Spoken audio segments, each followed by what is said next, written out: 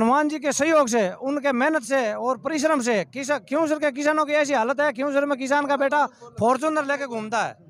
और अगर ये राष्ट्रीय लोकतांत्रिक पार्टी जाटों की पार्टी होती तो मेरे को आज मुस्लिम समाज को स्टेज पर बैठने का यह पार्टी मौका नहीं देती। ज्योति मिर्जा क्योंसर जो चुनाव लड़के 20,000 से प्लस वोट ले लेती है ना, तो हम ज्योति मिर्जा की जीत मान लेंगे और हनुमान जी को इस्तीफा दिलवा देंगे जीते हुए को। मात्र 20,000 वोट यदि वो ले लेती है, उसके नाम से वोट मिलेंगे नहीं साहब। ये चुनौती है। हाँ, बिल्कुल चुनौती है। जो जैसे ये बता रहे हैं सारे बीजेपी कांग्रेस वाले नेता के क्योंसर में विकास नहीं हुआ, मैं क्यों पूरे बीजेपी और कांग्रेस के हिंदुस्तान के नेताओं को चैलेंज करता हूँ कि क्योंसर जैसी सड़कें, क्योंसर जैसी स्कूल हैं, यदि हिंदुस्तान में कहीं भी दिखा दे तो हिंदुस्तान में क्योंसर जैसी सड़क और स्कूल हैं, यदि हिंदुस्तान में कहीं भी कोई दिखा दे तो हम मान लेंगे, अपनी हार स्वीकार कर लेंगे। हनुमान जी बेनीवाल के बारे में भारतीय जनता पार्टी और कांग्रेस के नेता ऐसा भी कहते हैं कि वो युवाओं को नशे की ओर अग्रसर कर रहे हैं। हनुमान जी यदि कोई नशा किया हुआ होता ना, उसे बात नहीं करते हैं और घर जाके उसको व्यक्तिगत समझाते और हैं कि भैया ऐसी गलती का आइंदे से की तो ठीक नहीं है। हनुमान बेनीवाल जी अक्सर ऐसा कहते हैं कि या तो सरकार हमारी बनेगी, हमारे बिना सरकार नहीं बनेगी। क्या लगता है ऐसा होगा? होगा ऐसा, बिल्कुल 100% होगा। अब की बार राजस्थान में सरकार आरएलपी के बिना नहीं बनेगी। जो हनुमान जी जाएंगे वही सरकार सत्ता में आएगी। ज्योति मिर्धा जी है, नागौर के कद्दावर जाट चेहरे के तौर पे देखी जाती है। नहीं है, वो कभी इधर घुसते हैं कभी इधर घुसते हैं, जनता भरोसा नहीं। ज्योति मिर्धा के पीछे 20,000 वोट नागौर में नहीं है, वो बिना सिंबल के चुनाव लड़ रहे तो 20,000 वोट नहीं ला सकती। ज्योति मिर्धा जी हनुमान बेनीवाल जी को चुनौती दे रही है और ऐसा कह रही है कि हनुमान बेनीवाल जी में अगर दम है तो मेरे सामने आए और चुनाव लड़े। ज्योति मिर्धा जी ऐसा कह रही है।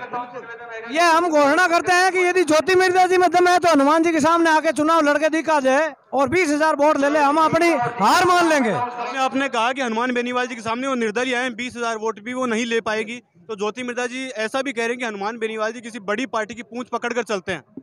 आज तक नहीं पकड़ा, खुद की पार्टी है, खुद के बूते पे और जनता इसके साथ है। ज्योति जी मिर्धा अगर बड़े होते ना तो कांग्रेस छोड़ बीजेपी में नहीं आते। उसका यहाँ खींवसर के अंदर कोई करेज नहीं है। अगर खींवसर से वो विधायक का चुनाव लड़ती हैं तो क्या लग रहा है, क्या माहौल बनेगा? तीसरे नंबर पर उसकी जमानत जब्त होगी भाजपा की। हनुमान बेनीवाल जी ज्योति मिर्धा जी को ऐसा भी कहते हैं कि ना आपका कोई मोबाइल नंबर है आपके कार्यकर्ताओं के पास, ना आपका नहीं है नागौर के अंदर। सबसे मोटी बात तो ढाणी हो रहा है, तो बात करें किससे करें? ज्योति मिर्धा का गोल नहीं है। ज्योति मिर्धा के दादा का, पिताजी का आज तक 70 साल में नागौर जिले के हेडक्वार्टर में एक कप चाय किसी को पिलाई हुई और ज्योति मिर्धा बता दे कि मैंने नागौर की 28 लाख जनता को एक कप चाय फलाने वर्ष पिलाई है, तो हम उसका आगे ना कटवा लें। तो आप ये मानते हैं कि ज्योति मिर्धा जी हनुमान बेनीवाल जी के सामने कहीं नहीं टिकेगी?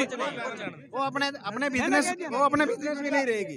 सब हनुमान बेनीवाल जी के कार्यकर्ता हैं तो अक्सर हनुमान जी बेनीवाल पे आरोप लगता रहा है कि हनुमान बेनीवाल जातिवाद करते हैं, जातिवाद फैला। जातिवाद का आप खुद देख रहे हो, यहाँ 36 कौम आई हुई है। जातिवाद का ये झूठा आरोप लगाते हैं कांग्रेस बीजेपी। आज 36 कौम, हर समाज से हर व्यक्ति यहाँ आया हुआ कार्यकर्ता चाहता हूँ और टोटल राजस्थान से अल्पसंख्यक मुस्लिम कार्यकर्ता अब की बार हनुमान बेनीवाल के साथ है। और इन दोनों पार्टियों को सिर्फ जातिवादी का आरोप लगा रहे। अगर ये पार्टी जातिवादी होती, जब राष्ट्रीय लोकतांत्रिक पार्टी का गठन हुआ था उस टाइम भोपालगढ़ के विजय पुखराज जी गर्ग ऐसी से आते हैं, उनको राष्ट्रीय लोकतांत्रिक पार्टी का प्रदेशाध्यक्ष बनाया था। और अगर ये राष्ट्रीय लोकतांत्रिक पार्टी जाटों की पार्टी होती तो मेरे को आज मुस्लिम समाज को स्टेज पर बैठने का यह पार्टी मौका नहीं देती। अभी राष्ट्रीय लोकतांत्रिक पार्टी के प्रियंका सिंह ने भी पार्टी ज्वाइन की। हर समाज आरएलपी में आने की उम्मीद कर रहा है कि भाई आरएलपी अभी राष्ट्रीय लोकतांत्रिक पार्टी की 3 सीटें हैं, 3 उनके विधायक हैं। 2023 में चुनाव नजदीक है, क्या लग रहा है कितनी सीटों पर विजय हो पाएंगे? ये लगभग 70, 80 या 90 सीटें क्रॉस कर लेगी आरएलपी इस बार। मतलब सरकार बनेगी तो आरएलपी के साथ बनेगी या आरएलपी की सरकार बनेगी? आरएलपी की सरकार बनेगी, जो आएगा आरएलपी के साथ आएगा, आरएलपी किसी के साथ नहीं जाएगी। अगर सरकार बनती है आरएलपी की तो क्या उम्मीद है, क्या परिवर्तन आएगा? परिवर्तन आएगा। राजस्थान के अंदर विकास होगा, शिक्षा में बढ़ोतरी होगी, महिला अत्याचार जो हो रहा है वो अत्याचार खत्म होगा, टोल मुक्त राजस्थान होगा और जो गरीब मजदूर कोने पे बैठा हुआ आदमी है वो आगे तक पहुंचेगा। बीजेपी और कांग्रेस जनता को बेवकूफ बना रहे हैं, जिसे क्या पूरी कास्ट साथ में आ जाए। जनता बहुत होशियार है, इसलिए उनके 9 दुल्हन 1 दूल्हा वाली बात है ना, 1 दुल्हन और 9 दूल्हा वाली, वो सही है। उनके पास कोई चेहरा नहीं है मुख्यमंत्री का, और हमारा चेहरा फाइनल है। आप लोग आने की कतार में आरएलपी से कांग्रेस बीजेपी में ऐसे कई लीडर है जो आरएलपी ज्वाइन करना चाहते हैं। आचार संहिता लगने के बाद सब बहुत से लीडर आरएलपी ज्वाइन करेंगे। सब लगभग ग्रामीण परिवेश से आते हैं और किसान हैं यहाँ पे।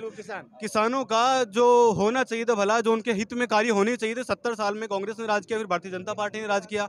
जो हित कार्य उनके लिए होने चाहिए थे, क्या हुए हैं वो काम? किसानों की स्थिति आज़ादी से पहले जो थी उसमें कहीं ना कहीं जो सुधार होना चाहिए वो सुधार हुआ है? उसमें सुधार नहीं हुआ है। आपने देखा कृषि बिल हुआ, वापस लेना पड़ा बीजेपी सरकार को, तो सुधार कहाँ हुआ? सुधार होते तो वापस नहीं लेते। आज जो गवर्नमेंट की रेट है MSP, उससे कोई भी धान की खरीदारी नहीं हो रही है।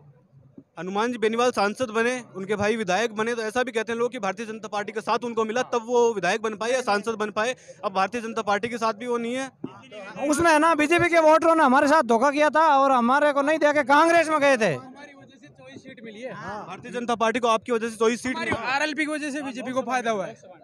RLP को कोई फायदा नहीं हुआ, हमारा तो ग्राफ वहाँ घटा था, लेकिन बीजेपी को गठबंधन टूट गया तो कोई नुकसान भारतीय जनता पार्टी को हो गया? RLP को मजबूत और ज्यादा मजबूत हो गए। पहले तो ना समझते 5 साल पहले, तो आज तो मजबूती के साथ पूरी टीम है और लड़ने के लिए गठबंधन टूटने के बाद आप ज्यादा मजबूत हुए हैं? मजबूत है और खुश भी है, हम खुश भी है। ऐसा कमजोर हुई है बीजेपी है ना, वो कमजोर हो गई, NDA कमजोर हुआ है। बीजेपी को नुकसान उठाना पड़ेगा इसका? उठाए रही ना, कौन पूछ रहा है बीजेपी को? कुर्सियां खाली पड़ी। आठ चेहरे के तौर पे ज्योति मिर्धा जी को उन्होंने भाजपा में शामिल किया और ऐसा माना जा रहा है कि भारतीय जनता पार्टी के तरफ से ज्योति मिर्धा जी चुनाव लड़की हनुमान बेनीवाल जी के सामने। ज्योति मिर्धा ऐसी जगह गई है जिस जगह को हम ठोकर मार गए हैं, तो क्या मतलब उस जगह